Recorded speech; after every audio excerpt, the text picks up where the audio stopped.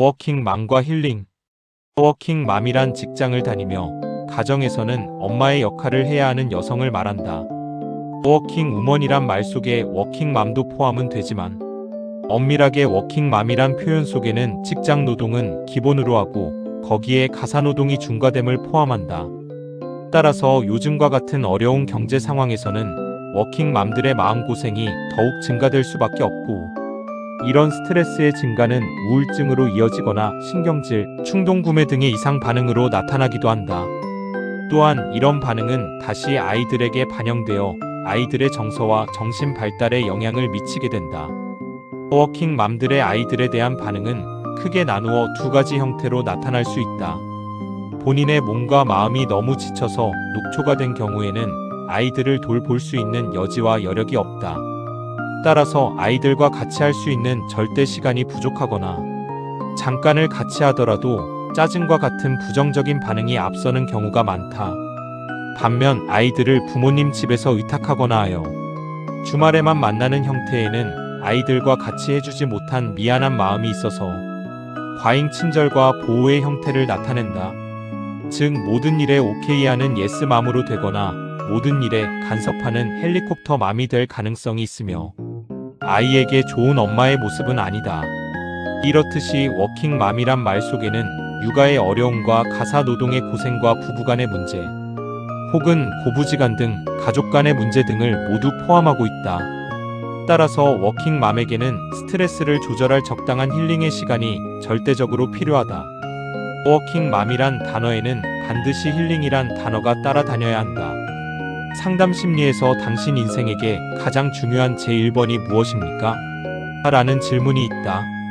이 질문에는 다양한 답변들이 가능하며 대부분 주변의 가족이나 본인이라 답하는데, 우리나라는 가족 중심 성향이 큰 이유인지 아이, 배우자, 부모와 같은 가족이란 답변이 가장 많은 반면 나 본인이라는 답변이 적은 편이다. 다음으로 당신을 위한 가장 중요한 첫 번째는 무엇입니까? 란 질문에서는 가족을 배제한 본인의 삶의 가치에 대한 중요도를 묻는다. 이런 질문들은 그 답변에 따라서 다양한 평가가 가능하다. 가장 간단하게 인생의 행복의 가치를 외부에서 찾는지 아니면 내면의 세계에서 찾는지를 알 수 있다.